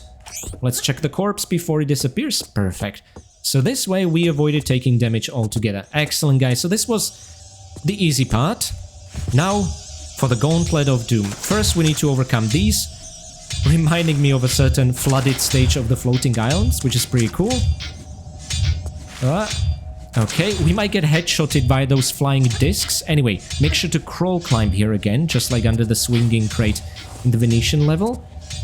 And climb here. We've again taken some necessary mandatory damage. And from now on, guys, the Gauntlet of Doom. Please, please, please, as you drop down, save your game here. But I made an oath not to save. Let's see how many attempts this will take. Oh boy. So first of all, running jump, standing jump, then running jump over here, running jump over here, then I think 2 standing jumps. Make sure to land on the first tile. If you land on the second one, the spikes are gonna immediately kill you. Okay, perfect. We got the crystal. Then stop and make a standing jump, otherwise Lara will overshoot into the lava. Let's not worry about that crystal yet. And hold action forward as you... Whoa! I don't believe it! Okay. The worst is behind us, but there's still bad ahead. This jump pad has another crystal. And I love how on the ceiling the colors mark safe spots. This, however, can completely and utterly screw us over. So let's make 2 standing jumps and hope we don't get pushed. See, the damage from these discs is not the issue. Oh no. The issue is... how would I put it? Being pushed into lava. Okay. And now... forward. And grab it, Miss Croft. Oh, we were not pushed. Excellent. We took a ton of damage, but I think that's within acceptable parameters. Again, whenever approaching these jump pads, make sure to hold forward in action. It's the safest way to ensure Lara will align to grab the ceiling and not just hit her head or anything like that. And now I want to be careful because we need to make it over this jump pad. But if the jump pad propels you upwards, it's not the end of the world. You can still get back. But what I want to do is get the crystal. Oh, that was perfect landing. We took some damage, but that is, again, within acceptable parameters. Like I said, this is all about mandatory damage. Let's use roll key to turn back. And now, I guess the only thing that can really kill us is this jump pad. My god. Just run forward and hold action.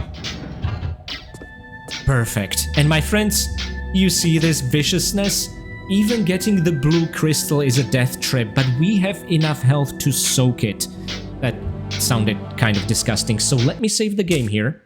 We actually beat the Legacy of Xian in one go. Well, not yet. And let's hope when I jump forward and do backflip, we're not gonna be pushed to our death.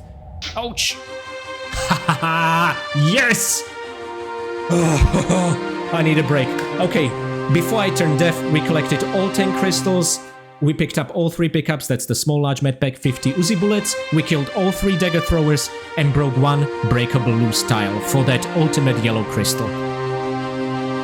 My friends, you know what's next? The lost city of Tinnos. Alrighty guys, everything since the main menu, the training level, all the way to the Legacy of Xian, I recorded in one go. I took a short break and let's see if that refreshed me enough to tackle the remnants of Tinnos. Oh, by the way, hypothermia bar is back and look how quick it acts.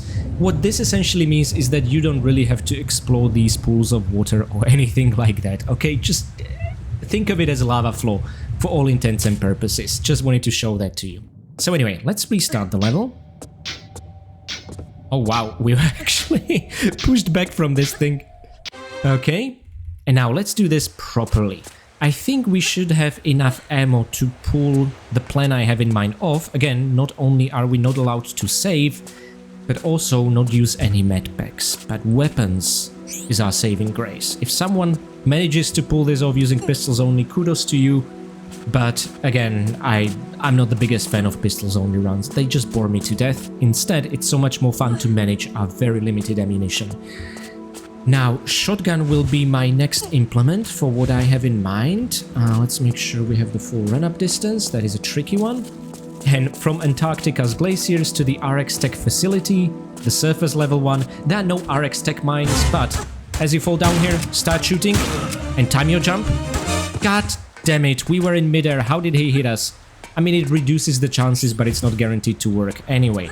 The next weapon I want to get ready is Uzis, because there's another bastard You cannot see him on the right peripherals of the screen. Backflip, go for your guns, and the closest thing to evasive maneuvers is jumping forwards and backwards. Yeah, that's it. Anyway, the last fella over here will at least be able to cheese a little. From this square you can already start shooting and deal damage to him.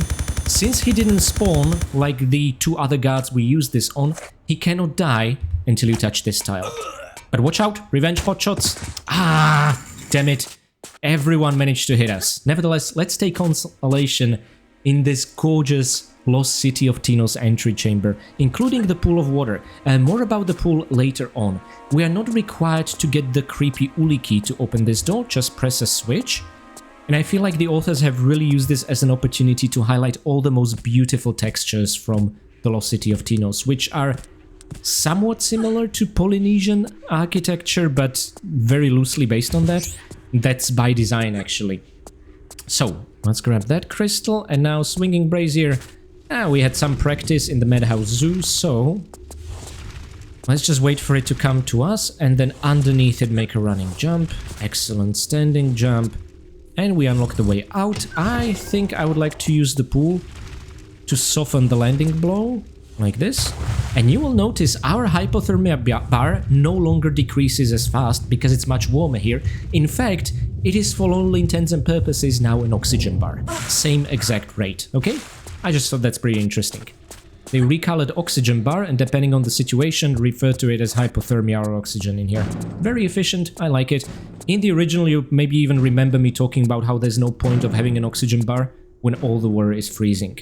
Okay guys, this is hard, but we need to land exactly 6 shots on the mutie in the next chamber. And ideally not get hit. Okay, getting hit once is still fine. What matters, he didn't hit us a second time, okay? Now, the way you descend is all that matters. Do not swan dive, as tempting as it is, just make a standing jump forward. Because this is gonna nudge Lara in exactly the correct angle to grab the 4th crystal on the way. And my friends, this is the central chamber which led from the Lost City of Tinnos into the Meteorite Cavern. However, we are only required to get 2 Oceanic masks. Maybe that's for the best. And honestly, what they did with these 2 challenges is absolutely fantastic. Honestly, the fire one is my favorite. I think it's a little bit harder, which is why I'm about to tackle it first. You can ignore all the flames down there until we are gonna go after the crystal. For now, the flare lights the way. Okay, let's drop it. We might need to do some grabby action. And now, just sprint, do not jump. Oh, make a standing jump. A running jump, and just run till you grab the crystal. And let's do middle roll for extra flourish. Yeah. See how easy that was? That made me very happy. Okay, now I forget. I need to turn Lara using the roll key. I cannot just turn her 180 degrees. Oopsie.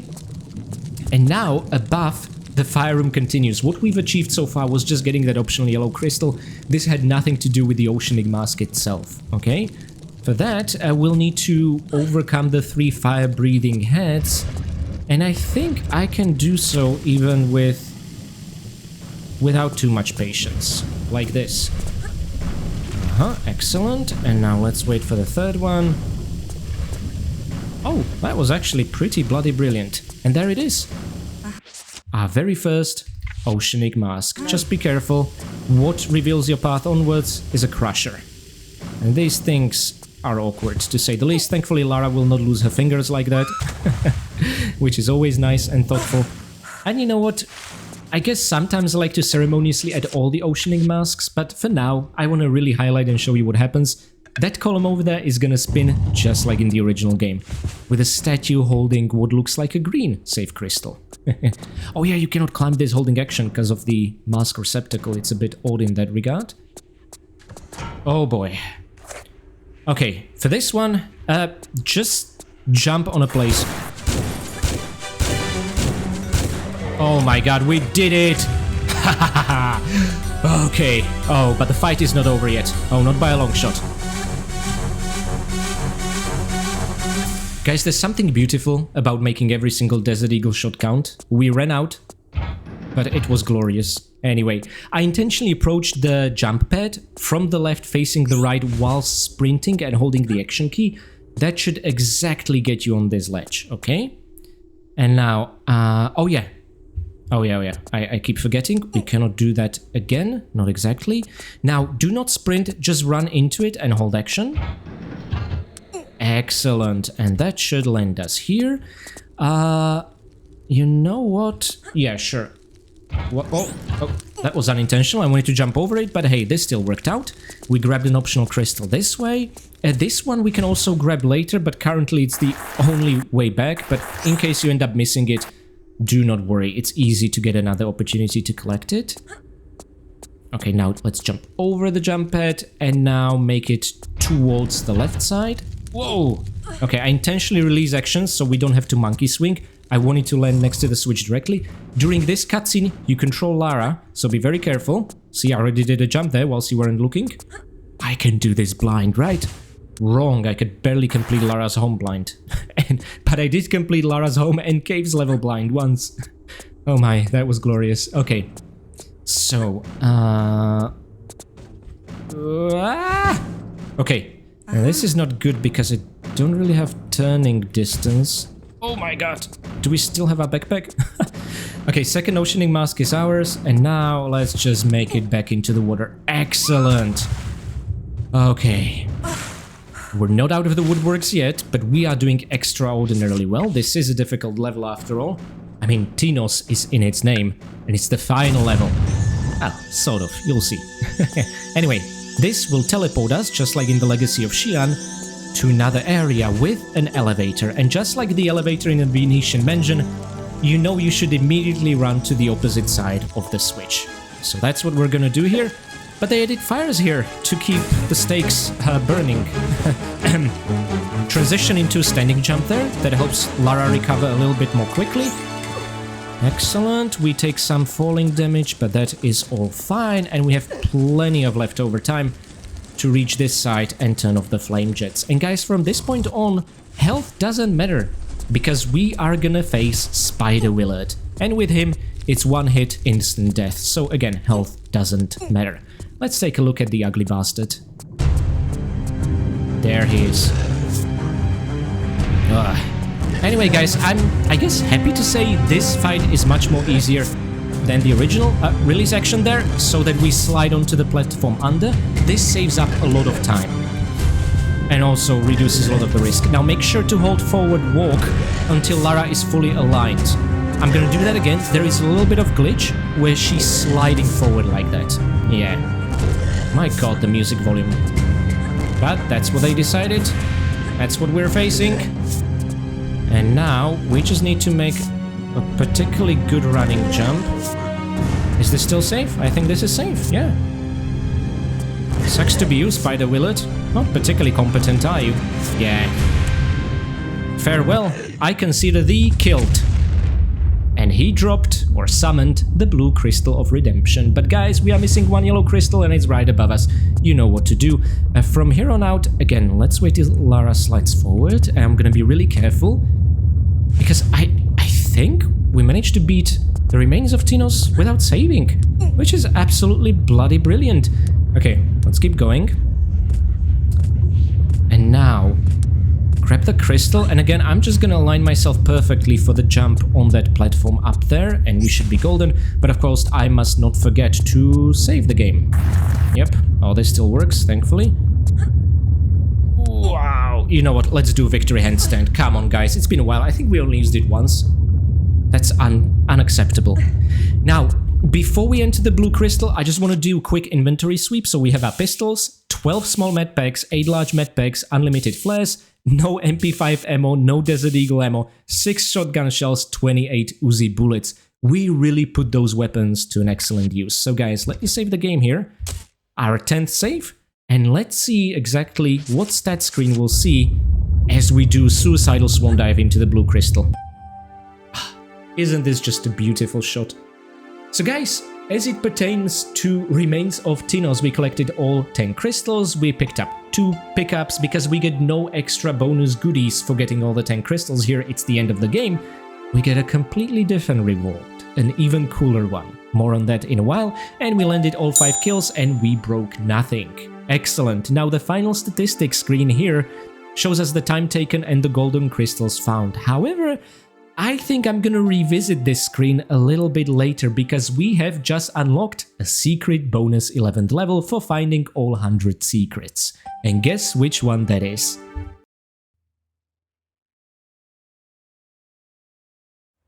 Guys, I'm so happy another expansion level gets some special loving treatment, and it even says bonus stage at the very beginning. Notice that the yellow crystal counter has disappeared, it's just a yellow crystal icon now.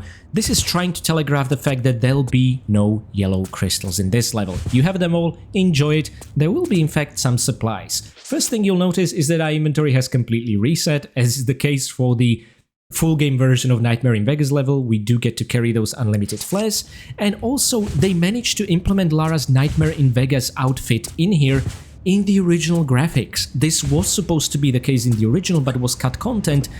Remasters have lovingly restored it with Lara wearing high heels, and here it looks like something like comfy slippers. I think it's really cool that they went the extra mile and restored this outfit rather than giving us a normal tomb raiding outfit. Also, notice all the windows now say LC for Lara Croft, the king is still performing on the TV, and this fancier looking TV, Lara's doing pinup. I mean, why not? Why on earth not? Probably some promotional photo shoot or something. Now, unlike in the rest of the game, you get to pick up medpacks, ammo, and a weapon. The standard supplies seen nowhere else in this game are all here in Nightmare in Vegas, and this starting package in Lara's closet is what's going to carry us through the level, because that's it essentially. There are 5 enemies, each we can take down with 2 shots, so if you don't miss a shot, you only need 10 shotgun shells, but you get 32 just in case. Can be useful for breaking some windows. 2 small medpacks, 2 large medpacks, but of course our mission is not only not to save, but also not to use any. And let's see how on earth that will go, and if I'll horribly regret it. One thing I'm disappointed about, no Winston in the bathroom. Yeah, he's still in the freezer, I guess. By the way, pressing this button is not necessary. You're just gonna trigger an absolutely lovely music from Tomb Raider 2, so I'm gonna let you guys enjoy it and shut up.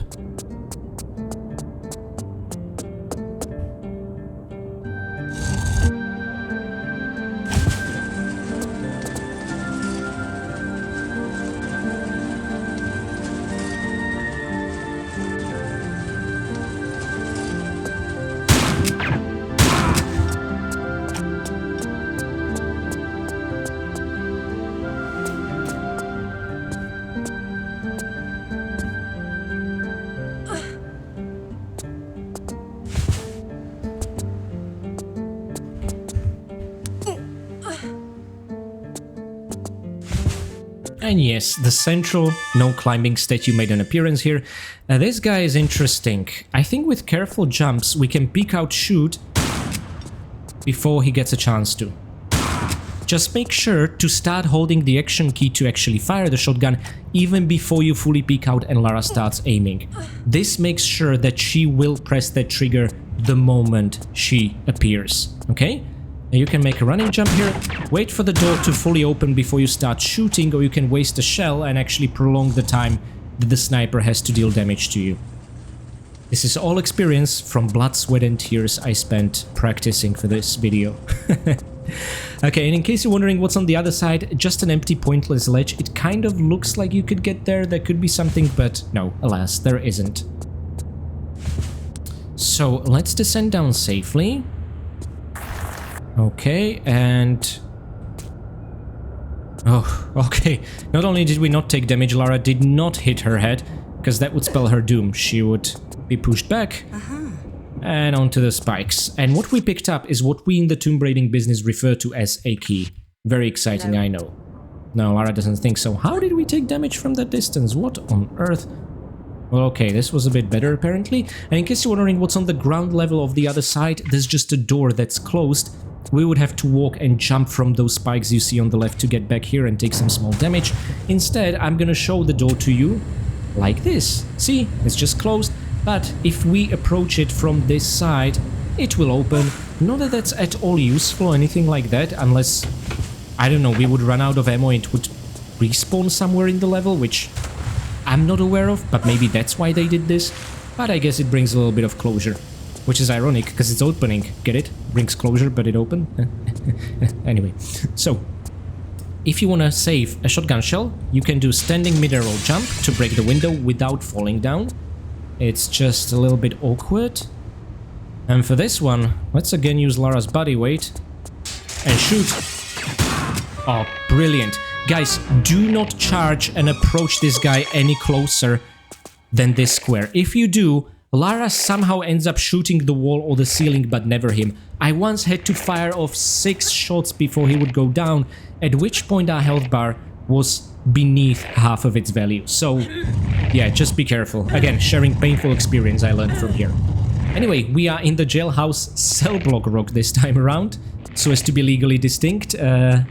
Cafe bar.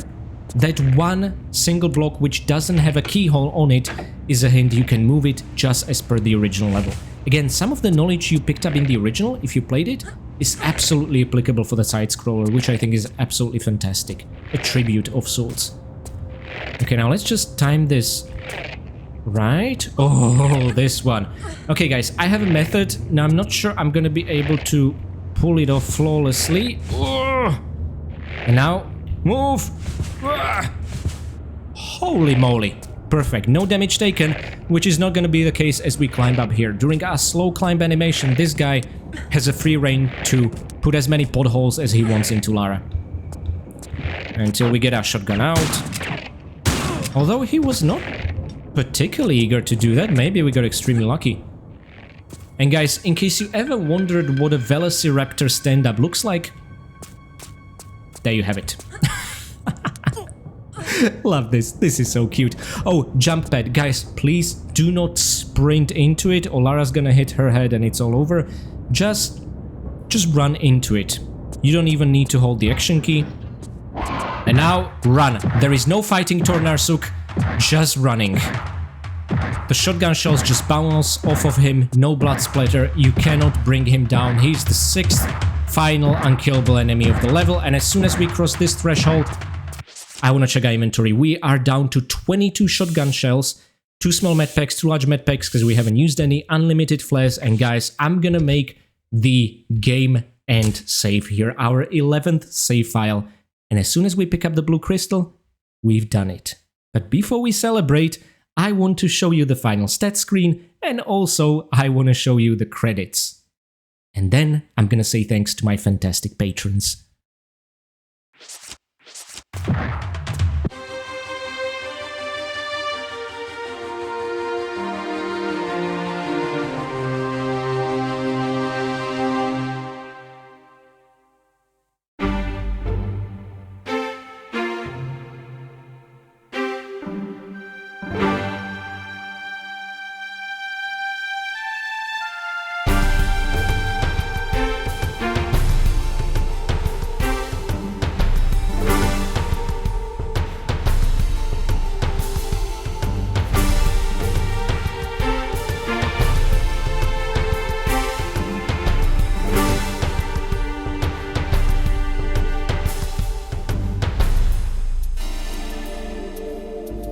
Now, for the promised final stats, we have managed to beat all 11 levels in 1 hour 32 minutes 43 seconds, we have collected all 100 crystals, all 54 pickups, and killed 40 possible out of 44 enemies in the game. Remember, we had to outswim 3 Morena eels in Maria Doria and outrun 1 very big angry Tornarsuk in Viva Las Vegas. In my own custom statistic, we have broken all 26 breakable objects. It goes without saying, in case I missed anything, do let us all know in the comment section.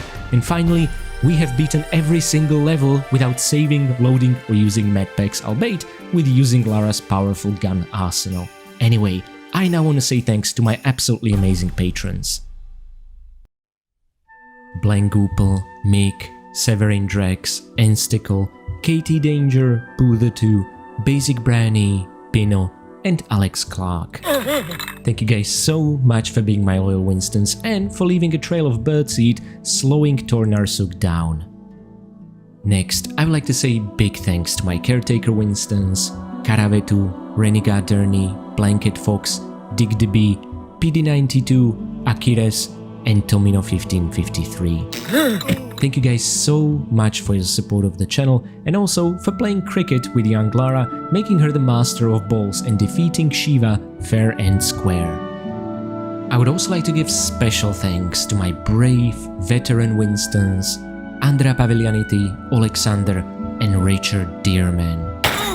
Thank you guys so much for your valiant support of the channel, and also thank you for giving a lecture to Dr. Willard on the fact that the evolution is based on the challenges of our environment and not being exposed to radioactive space crystals.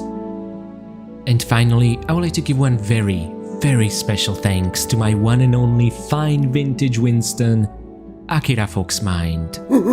Thank you so much for your long and incredibly generous support of the channel, and also thank you for hiring the world-renowned stand-up comedian Barney the Dinosaur. Whilst Lara is having her nightmare in Vegas, it was particularly expensive to hire Barney to infiltrate her dreams, but the laughs he provided were well worth the price of admission. And on a final note, I'd like to say thanks to every single one of you for making it to the end of today's larger video. Please let me know what you thought of the Tomb Raider side-scroller and which was your favorite level, and what kind of level would you like to see Trixie and Delka maybe tackle next in a similar way. I'm sure they'll appreciate your comments. And also guys, normally this is where I would be speaking face to face, but alas, I am currently staying in bed as much as I can, given both my legs are completely messed up and need some time to heal. But I was at least able to work on today's video, which I'm really happy about. At the same time, I'm not just lying around doing nothing, I am putting the extra hours into researching every nook and cranny of Angel of Darkness. Yep, Angel of Darkness Remastered Let's Play series is exactly what's next from me. And since I'm not as experienced with this game as I am with the previous 5 entries, and I even have detailed notes back from when I covered the original games on my channel, here everything starts from scratch. So again, Stella's walkthroughs are indispensable, but also in the past when I was a kid, I've beaten the original PC version twice, didn't want to play it ever again. I have now decided to suffer and beat the original PlayStation 2 version twice, which has its own set of problems, and to make things a little bit more difficult, I have unlocked every single bloody retro achievement available at the time of me working on this video. That includes beating the whole of season challenges all in one go without saving or loading or using any healing items. Yeah, that's how far I'm going with this, but after such brutal training, it should be a breeze to tackle the remaster. That remains to be seen. And whilst I'm doing that, I'm also listening to fantastic Jenny Milward's audiobook novelization of Angel of Darkness. In case you haven't checked it out yet, please, I recommend it. It fixes so many plot holes. It is an absolutely fantastic work of art, and her voice is mesmerizing. On top of the Tomb Raider Angel of Darkness being next, the very next video that's gonna be out from me is gonna be my 7th episode of Gothic Classic.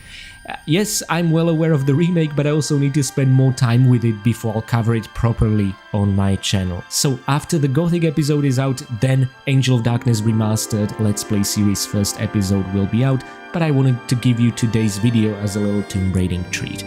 Now, talking about treats, in case you enjoyed this taste of what the Tomb Raiding modding community has to offer, please do mark June 20th, Saturday, into your calendar. At 11 AM GMT, the team will be fundraising the Race for Rainbows via Extra Life. Since June is the Pride Month, the team has decided to put together a list of some absolutely spectacular rainbow-themed Tomb Raider levels for your perusal, so please do check them out.